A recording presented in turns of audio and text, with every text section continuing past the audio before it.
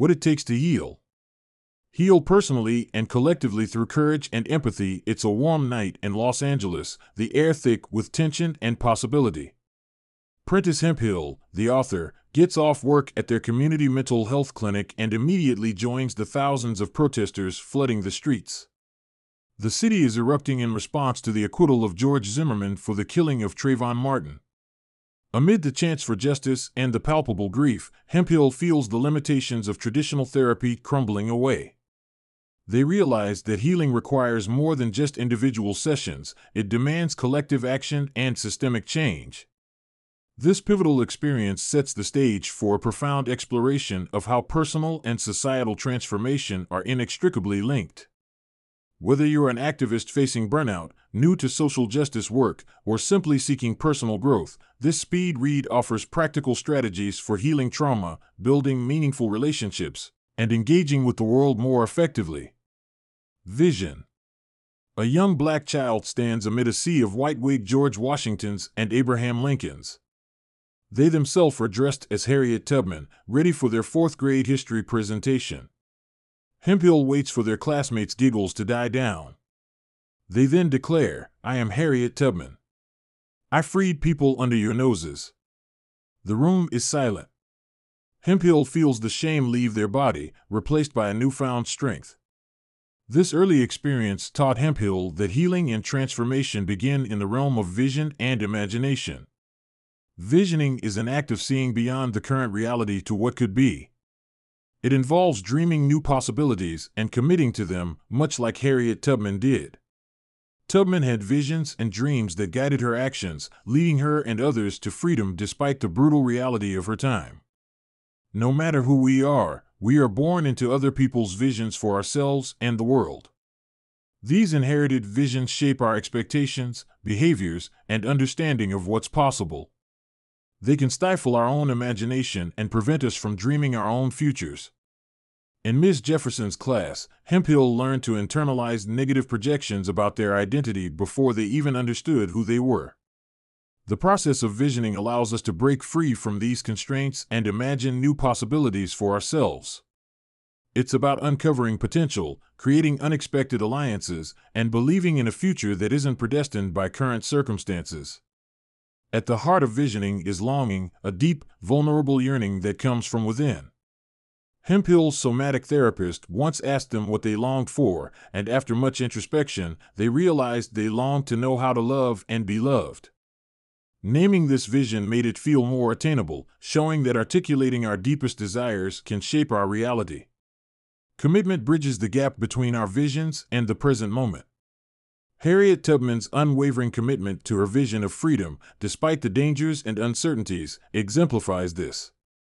Our ability to dream, name our longings, and commit to them determines the likelihood of realizing these visions. In a world filled with limiting and sinister visions, it's crucial to revisit our imaginations and dream new dreams, conjuring a future that serves us all. Trauma. Hemphill sat across from a mother who had lost her son to police violence.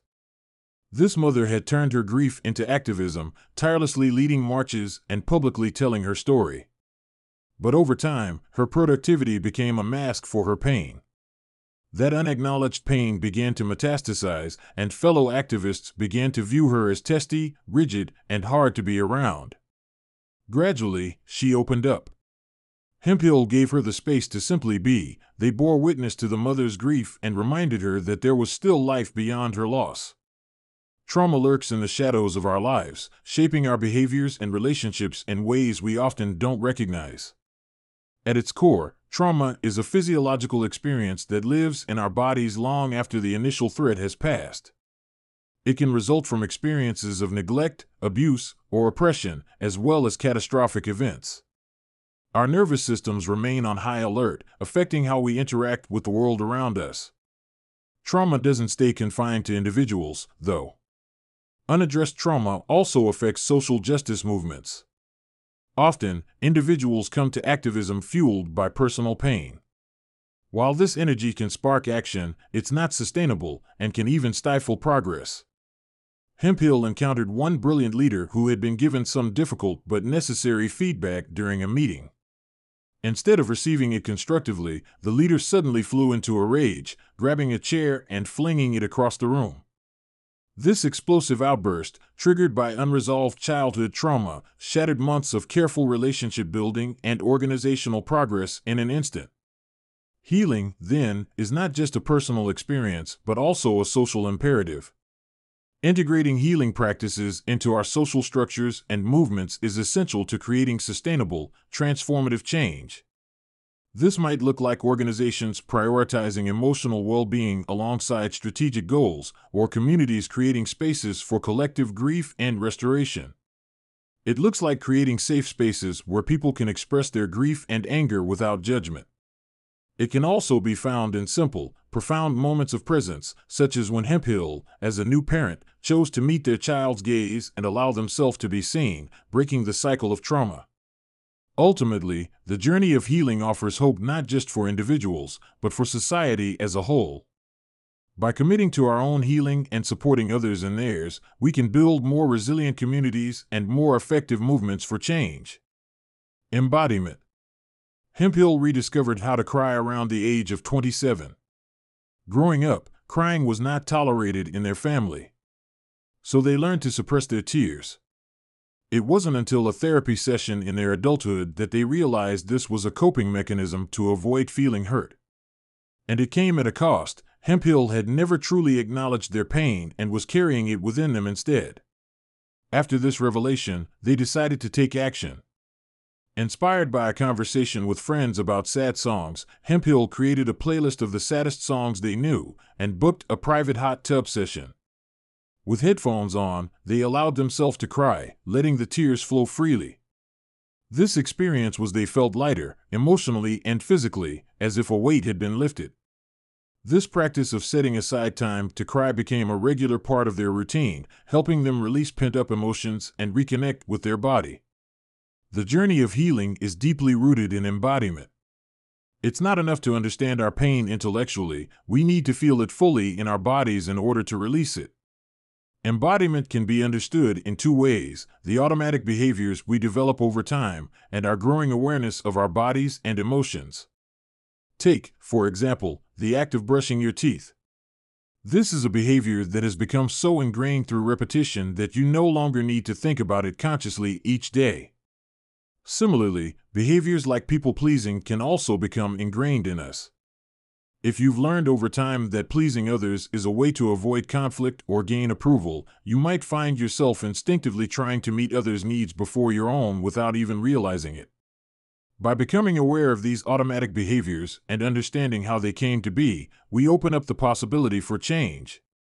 For instance, noticing the tension in your shoulders or the tightness in your chest when you feel the urge to please others can be the first step in breaking the cycle. Building this awareness allows us to make conscious choices rather than operating on autopilot. We can begin to align our actions with our true values and needs, fostering healthier and more authentic relationships with ourselves and others. Engaging. The first spring after moving to rural North Carolina, Hemphill's modest gardening hobby turned into a consuming passion. They spent their days planting seeds, weeding, and harvesting. This work proved challenging, but it also taught them many lessons. The garden became a reflection of the process of social change, starting with a vision but requiring consistent, often challenging, work to turn ideas into reality.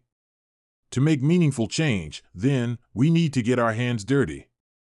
Healing our individual traumas is one piece of the puzzle, but we also must address the broader cultural issues that give rise to those traumas in the first place. Hemphill's involvement with the Chicago Torture Justice Center exemplifies how individual healing and systemic change are interconnected. CTJC was established in response to years of police violence and torture in Chicago, particularly against Black men. The center provides individual therapy and mental health support to survivors while also working to dismantle the systems that enabled the abuse. This dual approach recognizes that healing the individual requires addressing the systemic injustices that caused the trauma. Through their work with CTJC, Hemphill saw firsthand the transformative power of addressing both individual and collective trauma.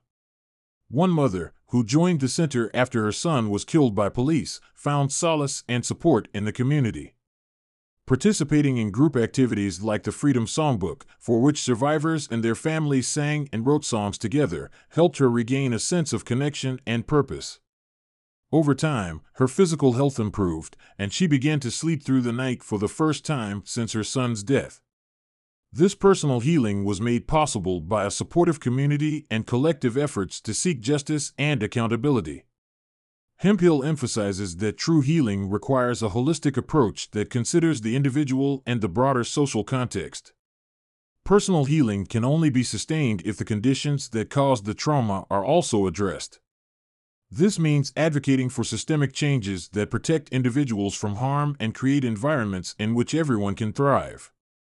It involves challenging the cultural norms and policies that perpetuate abuse and working toward a society that values safety, belonging, and dignity for all. Kinship and belonging. Being a middle child often means feeling a bit out of place. They often see a version of their parents that's in between, parents who are a little tired, not as striving as they were for the older kids, but not yet as permissive and applauding as they will be for the younger ones. This feeling of not quite fitting in can lead to a lifelong quest for belonging. As Hemphill grew older, their sense of belonging in their own family became ever more tenuous. In a church environment that condemned homosexuality, Hemphill experienced fear and rejection, culminating in them being sent to a conversion therapist. This experience instilled a deep sense of shame and rage, reinforcing the belief that being true to themselves meant losing the possibility of belonging. This struggle underscored the critical need for acceptance and the cruelty of its denial. In our current turbulent times, belonging is more crucial than ever. The world faces significant challenges, and yet we are increasingly fractured, clinging to divisive rhetoric. We have narrowed our vision of who belongs, often excluding those most in need of connection and care. Hemphill believes that to address these challenges, we must expand our sense of who belongs in our community and work toward inclusive connections. Creating chosen family and kinship networks, or odd kin, is essential for a sense of belonging. Every Sunday night, Hemphill shares dinner with their partner Kasha, their child Amaya, and their dear friend Denise. Each of their households takes turns preparing elaborate meals, sharing news, heartaches, and reflections on the state of the world over food. This ritual binds them together, providing a safe harbor in the midst of many storms. These chosen bonds and collaborations help us face difficult times. Allyship and accompliceship require a depth of empathy and feeling. Empathy is about allowing another's experience to touch you deeply. It's about creating a sense of safety for others by genuinely listening and being present. This deep connection and understanding transform how we show up for each other. Allyship is not about performing solidarity, but about feeling and acting from a place of shared humanity and interconnectedness. It's about taking risks, standing in solidarity, and fighting for justice together. By expanding our definition of we, of family and community, we can create inclusive and resilient networks that support everyone. Courage and love. Imagine a narrow ledge, 200 feet long, leading to a boulder wedged in a cliff high above a canyon. This treacherous path is where the author found themselves, paralyzed by fear, during a hike with their partner, Kasha. As their knees shook and their body threatened to collapse, Kasha looked back and said, "Become bigger than the fear." This moment encapsulated an important message, that courage isn't about conquering fear, but making room for it while pursuing what matters most. Fear has become a pervasive force in modern American culture, driving political polarization and narrowing the connections viewed as possible. Political polarization stems from a deep, pervasive fear that builds walls both within and around us. These barriers create a sense of isolation and division, intensifying fear and leading to escalating conversations and defensive behavior. But what if it were possible to face this fear head-on and transform it into something more powerful? Enter courage, not the Hollywood action hero kind, but the everyday bravery that allows us to heal, be authentic, and face what scares us most. Looked at differently, courage can be defined as feeling out what matters most to us and acting on it, even when it's uncomfortable or risky. Courage is starting therapy, having honest conversations, or simply being yourself in a world that might push back. By cultivating courage, we can move from a state of fear and reactivity to one of intentional and meaningful action. Love also plays a central role in this process of healing and transformation. Love is not just a feeling but an active practice. It involves showing up for ourselves and others, even when it is difficult or risky. Love requires us to see and affirm the humanity in each other, to will each other's existence, and to work toward a world in which everyone can thrive. This kind of love is powerful and transformative, capable of breaking down barriers and creating new possibilities for connection and growth. So let's take a courageous and loving approach to both personal and collective transformation. By becoming bigger than our fear, practicing courage, and nurturing love, we can create a more just and compassionate society. Through courageous action and loving connection, we can build a world where everyone can feel safe, valued, and connected. Final summary. The main takeaway of this summary to What It Takes to Heal by Prentis Hemphill is that vision, courage, and love have the transformative power to heal both personal and collective trauma. True healing involves more than just individual therapy. It also requires addressing systemic injustices and fostering inclusive connections. By expanding our sense of belonging and practicing empathy, we can build resilient communities and create meaningful change. Through courageous actions and loving relationships, we can move beyond fear and division, nurturing a society in which everyone feels valued and connected. Okay, that's it for this speed read. We hope you enjoyed it. If you can, please take the time to subscribe to our channel. We always appreciate your feedback. As always, the link to listen to the full audiobook for free is in the description. See you in the next summary.